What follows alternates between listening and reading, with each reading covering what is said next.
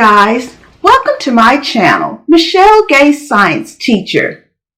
Today we're going to talk about an important organ in our body. Do you know which organ is the most important organ you have? Do you know which organ is important because it allows you to breathe, it allows you to think, it allows you to plan, it controls your emotions, it controls things you do, like when you raise your hand, it tells you your heart when to beat. Do you know which organ that is? If you said the brain, then you are correct. Today, we're going to learn about the parts of the brain, and then we're going to explore and discover ways that we can help protect the brain during sports. All right, so let's get started. We're going to use this book called Your Fantastic Elastic Brain. The brain has many parts that help you to function. We have first the prefrontal cortex. The prefrontal cortex is important. It helps you to make plans and make decisions. It helps you to decide what you're going to eat. It helps you to decide if you're going to turn the page or not. This is an important part, and this is at the front of your brain, and it's behind your forehead. Then we have the cerebrum. The cerebrum is the largest part of your brain. This is where you think and speak, and it is important, a function of the brain. So if this part of the brain gets damaged, then you're damaging your thinking and your speaking. Next, we have the cerebellum. The cerebellum is the part of the brain that coordinates your muscles. It is the part that you know when to run. It coordinates that for your legs to go up and coordinate your muscles, or when you're waving your hand. That is coming from the part of the cerebellum. Then we have what we call the hippocampus. That hippocampus is like a filing cabinet. In the hippocampus is where your memories are stored. This is where you can find things. Like if you're in your memory that you put your books down when you walked in the home, and it's the next day and you're getting ready to go back to school, well, guess what? That hippocampus is going to remind you where you put those books, because that's where your memories are. Then we have the amygdala. The amygdala is an important part of your brain also.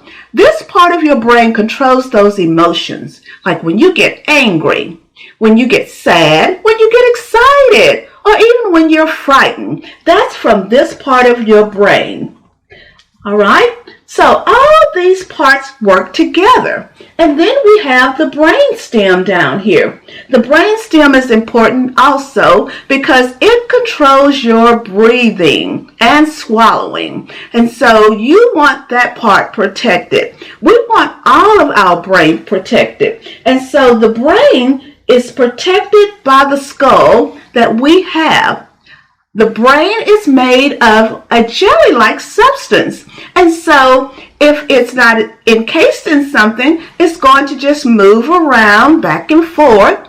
And even when you're out there playing sports, and contact sports especially, and someone knocks you down and you hit your head against the ground, guess what? That brain inside the skull is going to move. And so when you're playing sports outside, like football, soccer, then you do contact sports and you run and you hit someone in the head, then you can hurt your brain. You can damage your brain. And this part of our body is the most important part that we want to keep safe.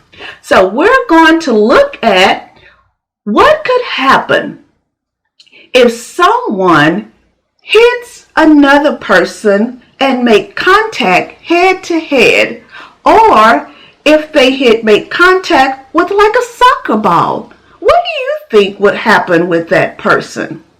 Do you think they will injure the brain even though it's in a skull?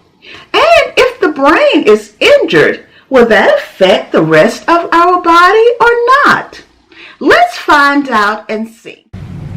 We're going to look at what happens when someone has contact sport, like football or like soccer. Do you play football or soccer, or have you played before? Have you watched a game? If so, you know that sometimes accidents happen, but in football, you intentionally tackle each other as part of the defense of the game.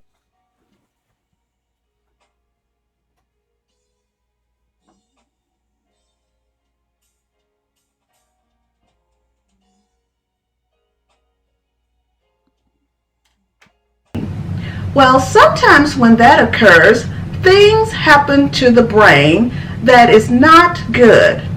So one thing can happen if two people are running down the field and they both collide and butt each other up against the head. They're going to spring back, and when they do, their head is going to move forward and back. But not just their head, their body, also their brain is going to move back and forth.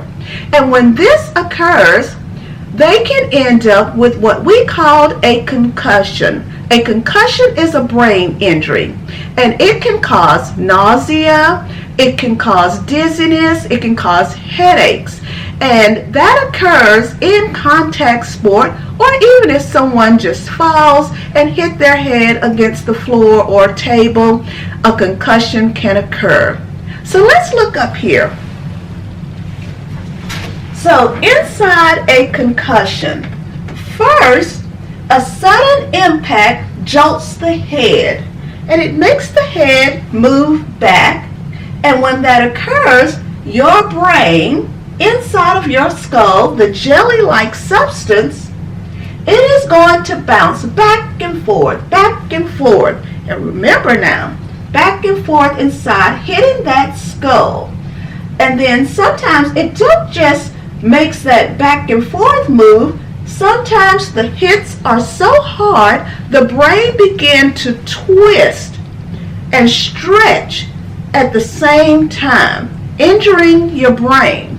And if someone continues to get concussions, they can, in the long run, damage their brain, where they could end up not being able to speak, have memory loss because of the brain injury. Some concussions are so awful that it makes the brain swell. Once the brain swells, it puts pressure on our brain stem. And so when that happens, the brain stem, remember, controls our breathing. And so if that brain swells and it puts pressure on the brain stem, then you could stop breathing because of that. And so this is what will occur when there is a concussion. Now, how are people protected during sports like football and hockey, soccer, especially if you're a younger person? Well, you know, helmets have been around a long time with football. The first helmet that was made, it was made of leather and had these flappy ears. And it would just be a headgear. It really wouldn't protect, but it would be something there on the person's head. So if they got kicked in the head or they hit their head really hard, that means that they may not have a cut or anything, but they could still end up with a concussion. Eventually, in the 1900s, they continued to pad that leather helmet and make it a little bit stronger and better, and put a little padding on the inside to protect the brain even more. Eventually, though, I think around the 1950s, they made a helmet of polymer instead of the leather, where you have that harder shell on the outside, and they put padding inside of it to protect the brain. Now, when it comes to contact sports like soccer and you do not have a helmet, well, usually some people make contact by hitting the ball with their head even. And so when that occurs, there is a greater chance of getting a concussion. And so later in the video, we're going to talk about what have sports come up with when it comes to kids playing soccer. So we're going to explore next. You're going to create a safe helmet for your brain. And in this part of the exploration, you're going to need some materials to help you out. For this experiment, you're going to need scissors, a couple of eggs uncooked, 2 pieces of egg carton cut, some tape, a ruler or something measured out 12 inches. You'll need maybe like a plastic bag or a garbage bag to protect your area. You will need a variety of materials like cotton balls, toilet tissue, paper towels, coffee filters, straws, paper bag, paper tissue, any materials you have around the home that you can use to make a helmet to protect the egg. Let's get started. So today for exploration, we're going to design and build a helmet to protect the egg. The egg is going to be the brain. I want you to get some paper and pencil, and I want you to sketch out a design. Look at the materials that you have and decide on one material that you're going to use for your first design. All right, you're going to take these two, which is part of the egg carton that's been cut, and these two are going to go together. But you're going to decide what you're going to put inside of the helmet to protect the brain a little bit more. Now that you've decided, let's hold off before we put it together.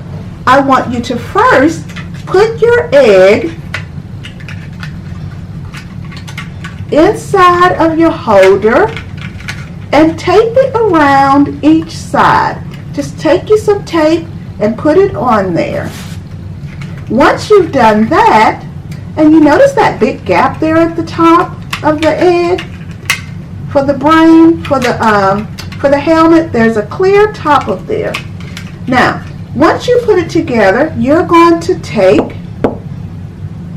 your ruler and you're going to do a drop straight down. So let me get mine ready first.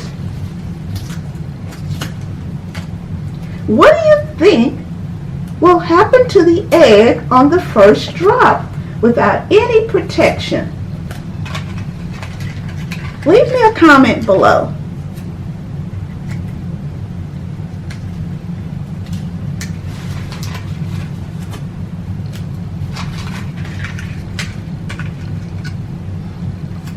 Now you don't want to put any tape on the actual egg itself. You only want to put it on the carton part.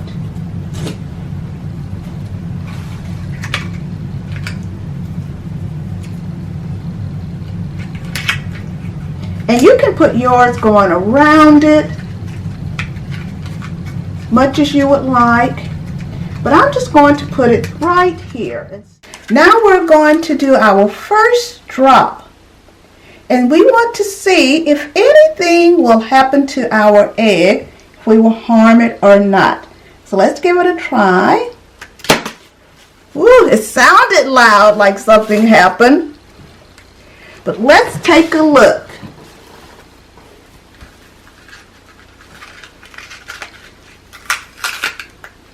We want to see if there are any cracks or any imperfections when we finished. closely, we have a crack on this egg. And so, of course, even though the shell was protecting, it didn't protect it enough. We had the helmet on, but the helmet is not padded, and so it did not protect it. Now we're going to use our first material, and we're going to do our second test. Okay, so this time I used the cotton and I padded the inside of the helmet. And then I just took some tape and put around. And do you know why I'm not covering this up with tape? For one, you know, when you have a helmet on, there is a face guard, but the face part of the helmet is not padded. It just has that guard to protect. And so this little part here is sort of like a guard right here in the front, and so that will protect it also. Now I'm going to do my test, and then I want you to do your test. Do you think the brain or the egg is going to be protected this time, or will I have some more cracks? Let's see. Oh, I know. Look. Let's see. That didn't sound too good, did it?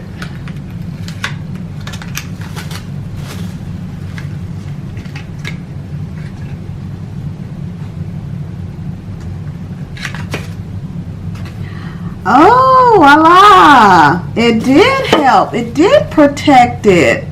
So, the way I put the cotton in there did protect my egg, which is great. Now I'll have something for breakfast. All right, so now you're going to do 2 more trials. So make sure you clean your helmet out, and then try some other materials like the toilet tissue, or try the paper towel, or even the coffee filter. You may want to try something like cutting up a Ziploc bag and seeing if that will help. Also, on your third and fourth test, you can use 2 different types of material instead of just one.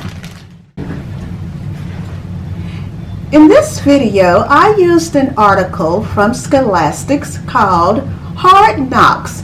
In this article, you can read and learn more about sports and helmets and concussions, how to protect your head, and how important it is that to keep our brain safe so that we can continue to learn, we can continue to grow and develop, because our brain will be healthy.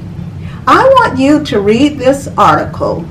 Hi guys, this is an article by Scholastic Super Science.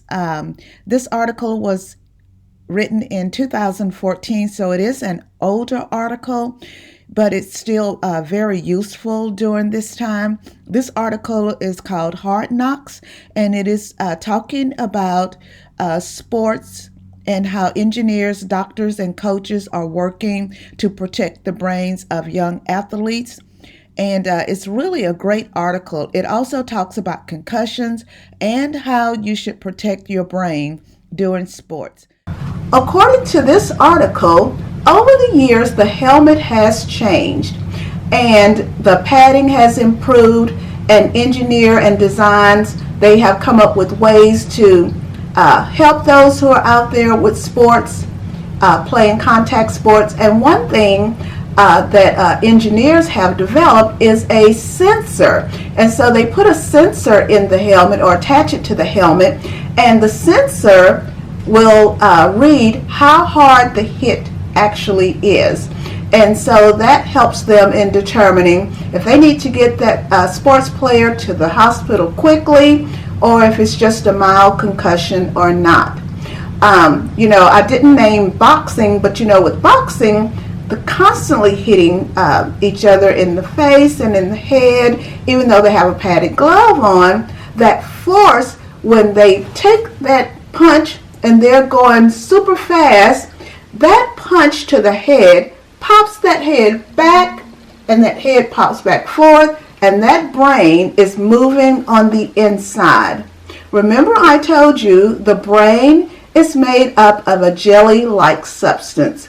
And so contact sports like boxing and soccer and football can damage the brain, so you have to be careful when you're out there doing these particular sports.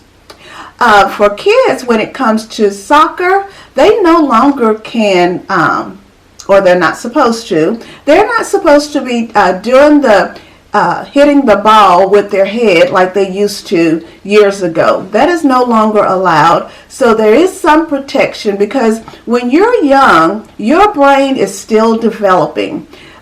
Your brain cells are developing, your neurons are developing, you're learning new things constantly, and so it is important to protect your brain all the time.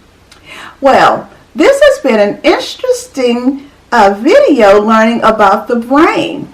And remember that with the brain, you have several parts, and with those parts, they're the parts that help you in the different areas of your body functioning. I want you to do some more research on the brain, like how can I grow my brain cells? How can I become more smarter? What can I do to keep my brain healthy? Those are some questions that you can start researching. I hope you enjoyed this video and you learned some new information. See you in the next one.